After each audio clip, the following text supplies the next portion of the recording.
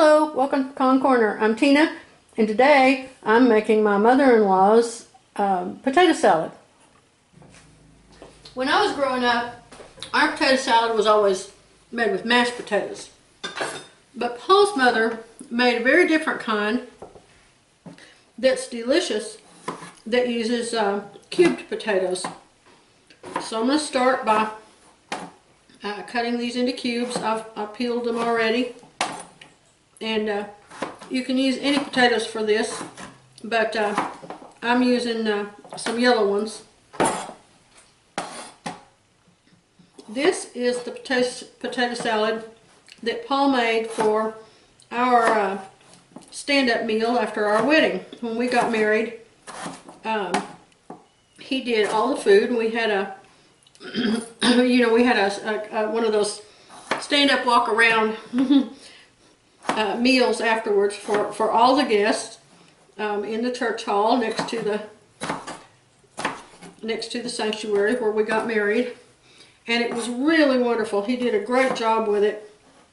His mother made potato rolls, and then he used cold cuts for sandwiches, and then he made this salad, and he made a really delicious pesto dip that I'll have to make that sometime. It's just fantastic. And people raved about that and asked us for the recipe and talked about it for years afterwards. In fact, until we moved away, when people were still talking about it. So he could really do up something nice, and he did it on a budget. That's the other thing, because he did it all from scratch except for the cold cuts. And we had a house party that a lot of the ladies from the church contributed some of their things. We were able to keep to a really tight budget of only a few cents per person for the food and for the reception in general. So we had a big wedding. I knew a lot of people there locally, and he had a lot of family that came in, and so we sent out 200 invitations. But we were able to do it, like I said, on a very tight budget. In one part because we used the hall at the church that I was a member of, so we didn't have to pay for a venue. And then the other thing was looking for things like this, where we were looking for ways to conserve our dollars and get the most bang for our buck. All right, I'm gonna get these cut up. I'm gonna put them on to boil, and then when they're boiled, I'll come back. I'm not going to put these vegetables in until the potatoes are completely cold, but I'm going to go ahead and cut them right now. And I'm going to dice them into very small pieces. Just talking about, I've got weddings on the brain. I guess that's why I thought about this. Just got the invitation yesterday to my sweet stepsister's wedding. She's marrying a great guy, and I'm really happy for them. And then last night, two of our neighbors got married, and just a wonderful, wonderful love story for those two. They are both, let's just say, of a certain age, and as far as I know, had not ever been married.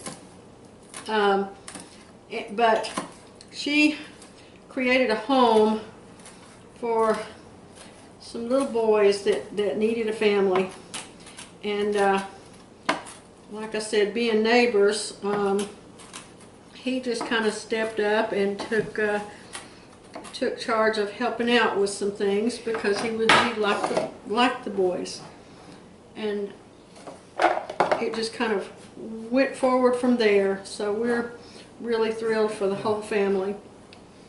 For this recipe, we're using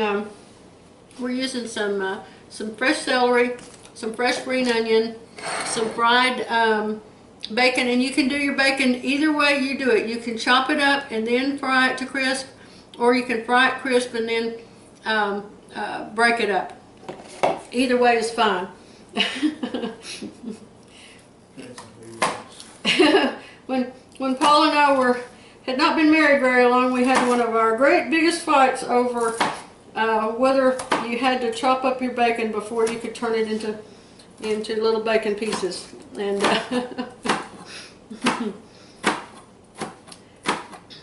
and we never did solve that problem, but we did quit fighting over it, which is kind of how things go in a marriage, isn't it? You don't have to use the leaves. I'm only using a little of the inner leaves because they're tender and sweet.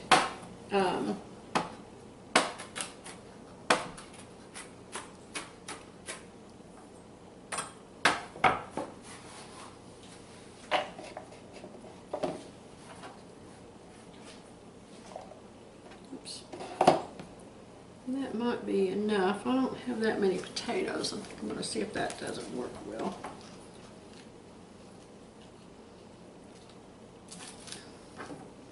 Trim my green onion here.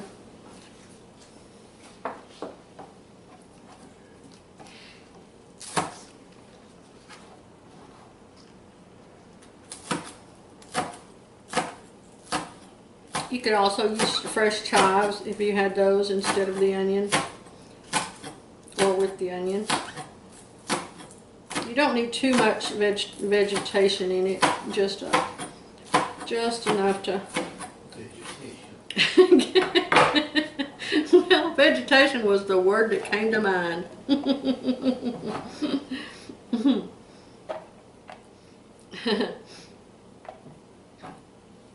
think I'm going to do a little bit more of the onion. I think I'm going to use this green stem, but I'm going to cut it in half. There we go, so that it'll separate well. There we go.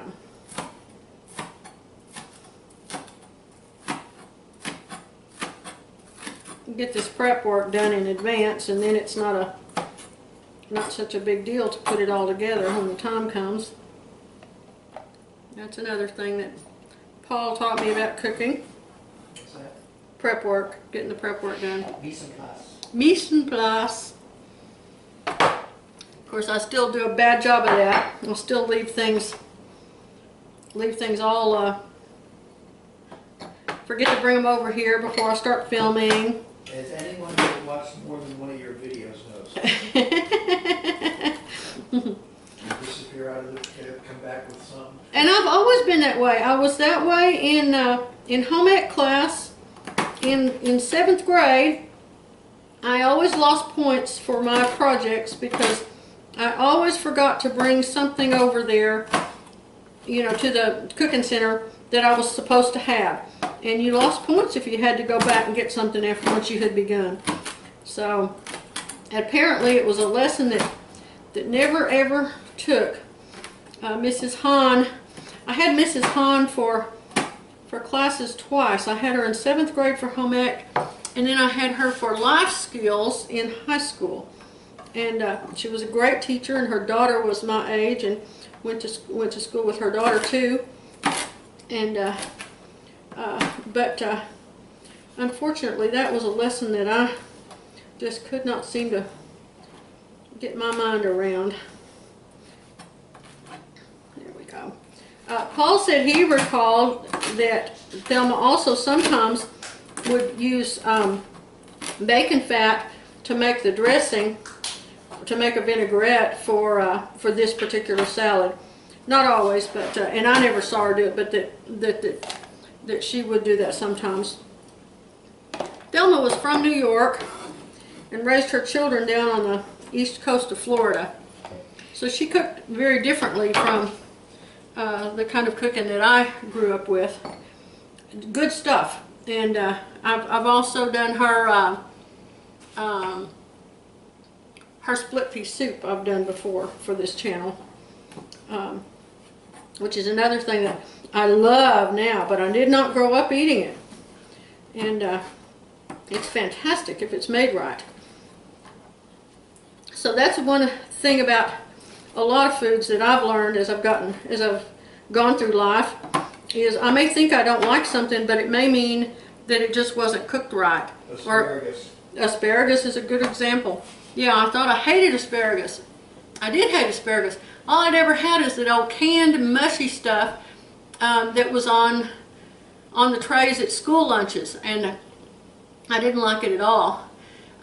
When Paul and I were first engaged, and I was going to spend my first Christmas with them, one of their dishes was a steamed asparagus with hollandaise. I'd never had fresh asparagus before, and it was delicious, so I discovered that I really liked it after all. So never say you don't like something unless you've had an opportunity to try it from somebody that really knows how to cook it. Okay, I'll be back in a little bit. Okay, now then, I've cooked the potatoes until they're fork tender, and now I'm going, because I want them to stay in cubes, so now I'm going to drain them.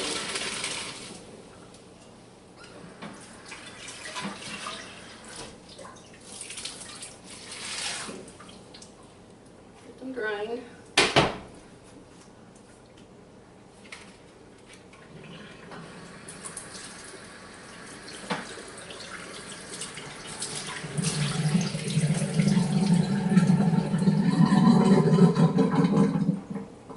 Wow, that was a noisy draining of the sink.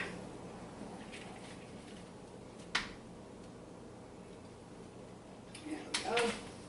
Now then, while they're still hot, I'm going to add my my Italian dressing that I made up earlier, the Good Seasons Copycat. You can use any bottled vinaigrette dressing that you want to use. Or like I said earlier, you can make your own. Whisk it a little bit so that it's.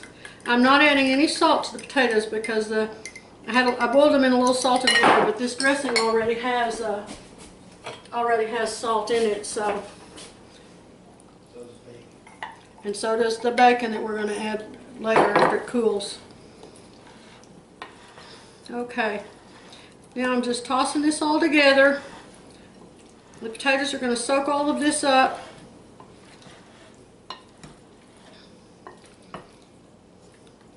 And I'm going to let them sit until they cool. In fact, it's late here, so I'm going to put them, let them cool.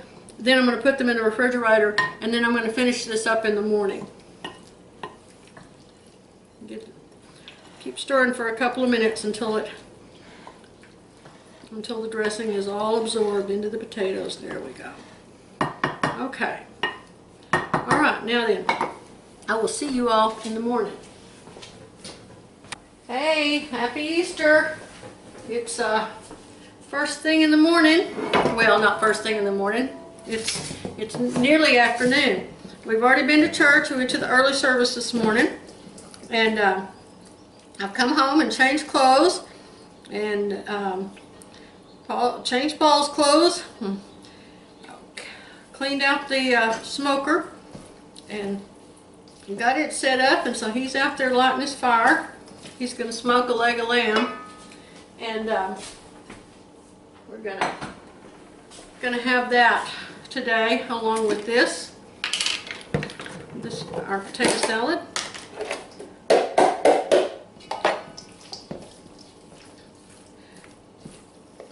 If I had thought ahead, I would have made some tabbouleh too, but I didn't think that far ahead, so I'll have to have that next time. We really like that. Couscous is good too with it. All right, now I've got my vegetables in. Now let's put some mayonnaise on it.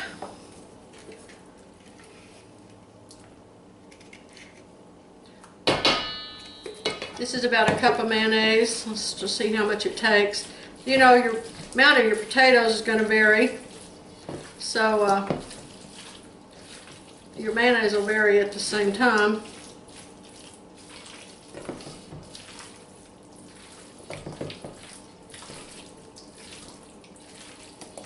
Oh yes, that looks pretty. That looks great. Okay, I don't know. Can you see it? Can you see how creamy it looks? Yeah, I think that was just about the right amount. Okay, now let me get me a bowl to put it in. Oops, splatter mayonnaise all over the house here.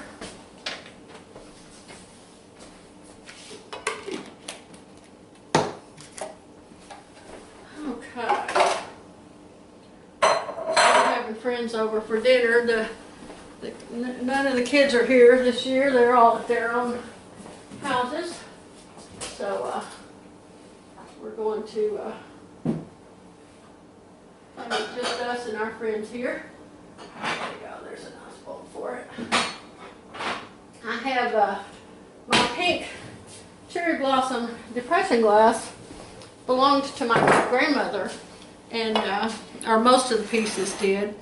And my great grandfather bought it for her one time for one of their anniversaries. She had some green as well. My sister got the green and I got the pink, and so it's a very nice heirloom. And then my mother added some pieces to it when I got married, and now my stepmother now at Christmas time usually buys me a piece of pink glass, so it's really nice. There we go.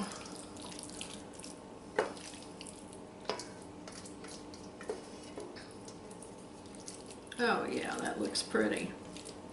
Okay. Alright, now just put some clear wrap over that. Let's put it back in the fridge until it's time to eat.